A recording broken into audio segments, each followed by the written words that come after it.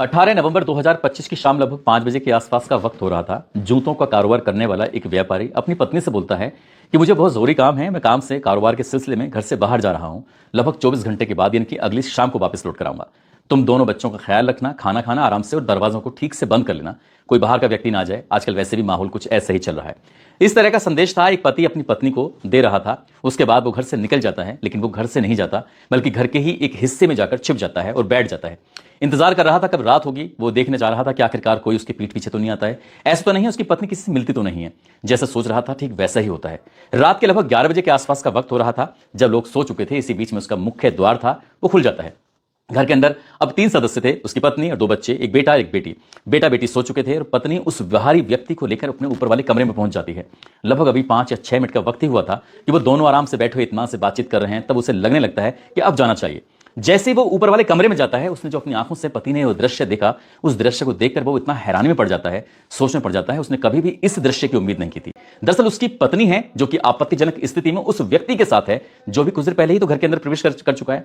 पति को बेहद गुस्सा आता है। वो अपने पत्नी से कहता है कि मुझे तुमसे बिल्कुल भी उम्मीद नहीं थी। किसी ने कहा था कि तुम्हें अपनी पत्नी की पैरवी करनी चाहिए, रेकी करनी चाहिए। बस मैं वही देखना चाह रहा था। उसकी बात बिल्कुल सच निकली आई। तुमने बिल्कुल सच साबित कर दिया। उसने कहा कि दिन निकलने दो, जब दिन निकलेगा तो उसके बाद मैं तुम्हें बिल्कुल नंगा करके पूरे इस मोहल्ले में घुमाऊंगा, तुम्हारी परेड कराऊंगा, लोगों को दिखाऊंगा कि देखो तुम्हारी बेटी किस तरह का कांड करती है। वो व्यापारी अपने गांव, अपने इलाके को छोड़ने के बाद अपने ही ससुराल में रहकर वो बिजनेस व्यापार कर रहा था, पैसे कमा रहा था। वो नहीं जानता था कि यहां पर रहकर उसकी पत्नी किस तरह का गुल खिला रही है। आगे जो होता है, इस घटनाक्रम की किसी ने कल्पना नहीं की थी। इसमें कत्ल होता है, कत्ल के 6 टुकड़े कर दिए जाते हैं एक शरीर के, और उन्हें ऐसे फेंका जाता है ताकि इस घटनाक्रम का कभी खुलासा ना हो सके। लेकिन पुलिस ने एक छोटे से क्लू की वजह से पूरा घटनाक्रम खोला, और ना केवल घटनाक्रम खोला बल्कि जो चेहरा था, जो उसके पीछे जो शैतानी चेहरे थे, उनको सामने जब लेकर आते हैं तो लोगों को यकीन नहीं हो रहा था कि समाज में ऐसे ऐसे लोग भी रहते हैं। आदाब, नमस्कार, सत श्री अकाल। मैं उस्मान सैफी। आज की जो सच्ची घटना मैं आपको सुनाने जा रहा हूं, ये सच्ची घटना है उत्तर प्रदेश के जिला संभल की। जिला संभल से जो मुख्यालय है, वहां से लगभग 20 किलोमीटर दूर चंदोसी है। और चंदोसी कोतवाली क्षेत्र का एक इलाका है, पतरहुआ रोड। पतरहुआ रोड पर ही ईदगाह लगता है। ईदगाह के पास में ही कुछ गंदा सा नाला सा है, बड़ा सा एरिया है। वहां पर गंदगी सी पड़ी हुई है, पानी बह रहा है। 15 दिसंबर 2025 की सुबह लगभग 9 बजे के आसपास का वक्त हो रहा था। कुछ राहगीर जो निकल रहे थे, उन्हें अजीब सी दुर्गंध स्मेल आ रही थी, और कुत्ते किसी चीज को बार बार खींच के सड़क की तरफ खींच के लेके आ रहे थे। इसी बीच में किसी समझदार, किसी जिम्मेदार व्यक्ति ने 112 नंबर पर पुलिस को फोन किया, और पुलिस को फोन करने के बाद कहा कि साहब, ऐसा लगता है जैसे कि इंसान का धड़ हो, आप मौके पर आ जाइए। पूरी जगह की लोकेशन बताई जाती है। 112 नंबर की टीम मौके पर पहुंचती है, और जैसे ही 112 नंबर की टीम मौके पर पहुंचती है, उसके बाद फिर नजदीकी पुलिस स्टेशन यानी कि जो कोतवाली प्रभारी होते हैं, एसएचओ अनुज तोमर, उनको सूचना दी जाती है। वो भी टीम के साथ मौके पर पहुंच जाते हैं, और जो सर्किल ऑफिसर मनोज कुमार सिंह होते हैं, वो भी पहुंच जाते हैं। अब चाहे फॉरेंसिक टीम हो, डॉग स्क्वाड हो, या फिर अन्य कोई टीम, सर्विलांस वगैरह, वो मौके पर पहुंच जाती है पड़ताल करने के लिए, देखने के लिए कि आखिरकार मामला क्या है। वहां जब देखा जाता है तो एक इंसान का धड़ है, जिसका सर गायब है, जिसके दोनों हाथ गायब हैं, दोनों पैर गायब हो चुके हैं। लेकिन वो बाकी हिस्सा कहां है, जो डॉग स्क्वाड की मदद से आखिरकार ढूंढने की कोशिश की जाती है। इलाके के हर एक चप्पे चप्पे को खंगाला जाता है, देखा जाता है। आखिरकार कड़ी मशक्कत के बाद पुलिस को एक बैग मिल जाता है।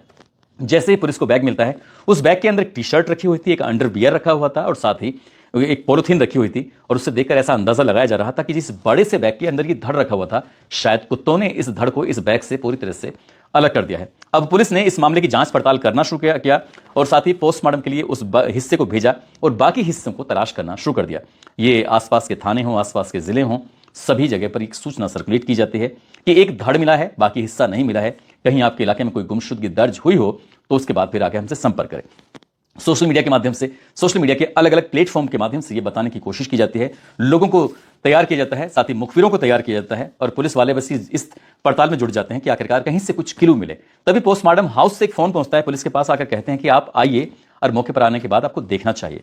जब मौके पर पुलिस को बुलाया जाता है, एसएचओ अनुज तोमर अपनी टीम के साथ मौके पर पहुंचते हैं, तो वहां दिखाया जाता है कि जो राइट हैंड है, उसके इस वाले हिस्से में बाजू पर उस एक टैटू बना हुआ है, और टैटू पर से नाम लिखा हुआ था राहुल, बड़े स्टाइल में नाम लिखा हुआ था।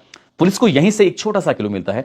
अब इस राहुल नाम के व्यक्ति की तलाश के लिए जगह जगह फिर से सूचना सर्कुलेट कर दी जाती है, लेकिन जब कोई सूचना नहीं मिलती, तभी पुलिस को कुछ अधिकारी लोग बताते हैं, जो अपने ही थाने के होते हैं, कोतवाली क्षेत्र के, कि एक रूबी नाम की महिला है, जो कि मोहल्ला चुन्नी चंदोसी की रहने वाली है। 24 नवंबर 2025 को वो गुमशुदगी दर्ज कराने के लिए आई थी। कह रहे थे कि जो मेरे पति हैं वो अपनी बहन के यहाँ किसी काम से गए, लेकिन वापस लौट कर नहीं आए। अब पुलिस वालों ने ये इंतजार किया, काफी वक्त बीत जाता है, लेकिन तब तक जो धड़ था उसका 72 घंटे के बाद अंतिम संस्कार कर दिया जाता है। आखिरकार रूबी ये पहुंच जाती है, क्योंकि 15 दिसंबर 2025 को ये धड़ मिलता है और उसकी पत्नी को यानी कि रूबी को पहुंचने में थोड़ा वक्त लग जाता है। यानी कि रूबी आती है, आने के बाद उससे पूछा जाता है क्या तुम्हारे पति गायब थे? बोले कि हाँ साहब गायब तो थे, देखो हमें कुछ सामान मिला है, फोटो मिले हैं, ऐसा तो नहीं है तुम्हारा पति हो, आप देख लीजिए। उसने देखा और देखने के बाद कहा कि साहब ये मेरा पति नहीं है। और उन्होंने कहा देखो आपके पति का नाम भी राहुल है, इसकी बाजू पर भी राहुल ही लिखा हुआ है, आपको गौर से देखना चाहिए। उसने साफ साफ इनकार कर दिया कि नहीं सर, ये मेरा पति नहीं है, मेरा पति ऐसा है ही नहीं, उसके बाजू पर कोई ऐसा निशान नहीं है। इस तरह की बात थी। इसी बीच में जो अनुज तोमर होते हैं एसएचओ, उन्होंने उस महिला से यानी कि रूबी से कहा कि तुम अपना मोबाइल दिखाओ, तुम्हारा मोबाइल देखना चाहता हूं। अब एसएचओ उसके मोबाइल के जो पन्ने थे, गैलरी में जो फोटो थे, वो लगातार ऐसे स्क्रॉल कर रहे थे। स्क्रॉल करते करते अचानक उनकी नजर रुक जाती है, और जब नजर रुकती है तो वो खुद हैरान थे। वो कहते हैं रूबी से कि रूबी तुम शायद झूठ बोल रही हो, तुम्हारे पति के साथ तुम्हारी एक सेल्फी है और तुम्हें यकीन नहीं होगा, जो फोटो मैं तुम्हें दिखा रहा हूं, जो टी शर्ट मुझे मौके पर मिली है, वही टी शर्ट तो यहां पहनी हुई है, तुमने सेल्फी भी ली हुई है, तुम्हें अपने पति के कपड़ों की बिल्कुल भी पहचान नहीं है। अब जो रूबी से जब ये बात कही जाती है, उसको सेल्फी दिखाई जाती है, उसको वो फोटो भी दिखाया जाता है और टी शर्ट दिखाई जाती है, तो यकीन नहीं होता। अब उसको भी इस सर्दी के मौसम में पसीना आने लगते हैं। पुलिस वाले समझ जाते हैं कि हाँ कुछ ना कुछ तो बात है। उसे थाने में बिठाया जाता है, उससे पूछताछ की जाती है। सवालों के सही जवाब नहीं दे रही थी। इसी बीच में जो उसका नंबर था उसको सर्विलांस पे लगाया जाता है, उसकी सीडीआर मंगाई जाती है, और साथ ही जो उसका पति यानी कि राहुल है उसका भी नंबर मांगा जाता है, क्योंकि उसका नंबर भी मोबाइल था वो बंद था, उसकी भी सीडीआर निकलवाई जाती है। अब यहां से बस अगला खेल शुरू होता है और पता चलता है कि जो ये पत्नी है रूबी जिसका नाम है, वो कई लोगों से बातचीत करती है, घंटों घंटों, बहुत बहुत देर, बहुत सारी बातें करती है, जब तक उसका मन करता है। पति को शायद इस बात का कहीं इल्म नहीं था, पति तो बिजनेस व्यापार में लगा हुआ है, पत्नी है जो रातों को मौका मिलता है तब बात करती है। ऐसे ही जब सीडीआर निकलवा जाती है तो 4 लड़कों के वो संपर्क में थी, और 4 में से एक लड़का ऐसा होता है जिसने लगभग 1 महीने में 1111 बार उसको कॉल किया था। 1111 बार जो बात होती है, उसका नाम गौरव होता है। अब उससे भी पूछताछ की जाती है, जो बाकी 3 लड़के होते हैं उनसे पूछताछ की जाती है, उनके भी नंबरों की लोकेशन निकलवाई जाती है, सीडीआर निकलवाई जाती है। तो पता चलता है कि जो गौरव है, गौरव और रूबी जहां जहां जाते हैं वहीं वहीं तक उनकी दोनों की लोकेशन पाई जाती है। बाकी 3 जो उसके बॉयफ्रेंड हैं उनसे कोई फिलहाल लेना देना नहीं था, लेकिन पुलिस ने गौरव को जब हिरासत में लिया है, उससे जो पूछताछ करना शुरू किया है, वो भी अनाप शनाप जवाब देना शुरू कर देता है। यानी कि पुलिस को पूरा यकीन हो चला था कि यहीं पर ही कुछ ना कुछ बात है। उनसे पूरी कहानी जानी जाती है। जब पुलिस अपने तरीके से बातचीत करती है तब कहानी सामने आ जाती है। रूबी जिसका जिला संभल है और उसका थाना चंदोसी लगता है और मोहल्ला चुन्नी लगता है, वहां की रहने वाली होती है। उसके पति का नाम राहुल होता है, जो कि जिला संभल, थाना रजपुरा और कस्बा होता है गवा, वो वहां का रहने वाला होता है। करीब 15 साल पहले इन दोनों की शादी हुई थी, धूमधाम से, ठीक ठाक तरीके से। 12 साल का एक लड़का हो जाता है अभी फिलहाल, और एक 10 साल की बेटी हो जाती है। जिंदगी ठीक चल रही थी, लेकिन सब कुछ करने के लिए, अपना पैसे कमाने के लिए उसने अपना कस्बा गवा यानी कि उसे छोड़ने के बाद सीधा संभल के चंदोसी पहुंच जाता है। वहां जाकर जूतों का कारोबार करना शुरू कर देता है।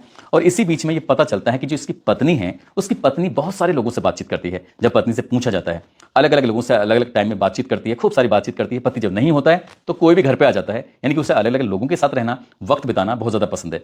बच्चों को तसल्ली देने के लिए वो अक्सर महंगी महंगी चॉकलेट, महंगी महंगी टॉफियां उन बच्चों को दे दी जाती है, तो बच्चे घर से बाहर निकल जाते हैं। पति काम पर है और बच्चे बाहर अपने खेल रहे हैं, और घर के अंदर कोई मर्द अंदर आया हुआ है। ऐसे न जाने उससे ये भी जानकारी में पता चलता है कि नहीं पता कि कितने उसके बॉयफ्रेंड रहे होंगे, लेकिन फिलहाल जब ये घटना होती है तब 4 संपर्क में थे। 4 में से एक गौरव नाम का जो था वो उसका बहुत ही ज्यादा भरोसेमंद होता है।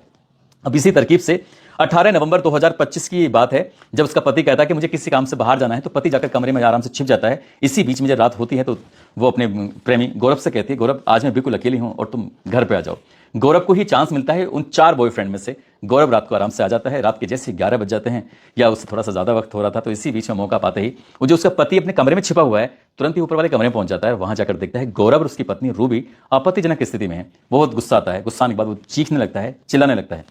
जब वो चीख रहा था, चिल्ला रहा था, उसने कहा कि दिन निकलने दो, उसके बाद मैं बताऊंगा कि तुम्हारे तो इलाका है, तुम्हारा ही तो मायका है, तुम्हारे ही लोग हैं, और जब तुम्हारे लोगों के सामने तुम बिल्कुल नंगी होकर और सड़क पर तुम्हारे में चोटी पड़कर ऐसे घुमाऊंगा, तब देखना तुम्हारी कितनी बदनामी होगी, तुम्हारे माँ बाप की कितनी बदनामी होगी, तुम्हारे भाइयों की कितनी बदनामी होगी। इस तरह की बातें थी। जब ये बात पता चलती है तो उसके बाद फिर वो पत्नी डरने लगती है, घबराने लगती है, हाथ पैर जोड़ती है, कहती है कि जो गलती हुई से माफ कर दो। वो लड़का भी, गौरव भी माफी मांगता है, लेकिन पति कहता है कि नहीं, अब तुम्हें माफी नहीं मिलेगी।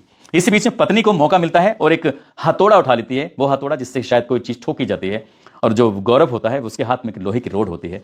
वो पूरी ताकत के साथ उसके सर में बारी बारी से मार देते हैं, और जैसे लगता है वो एक रोड में, 1-2 हथौड़े में वो जमीन पर गिर जाता है, और जमीन पर गिर जाता है। उसकी कुछ देर के बाद ही तड़प तड़प कर मौत हो जाती है। वो मर तो जाता है, लेकिन अब यहाँ गौरव और रूबी ये सोचने लगते हैं कि आखिरकार अब करें तो क्या करें, इसकी लाश को कहाँ ठिकाने लगाएं, कैसे बाहर लेके जाएं। तभी दिमाग में ख्याल आता है कि इंतजार करते हैं।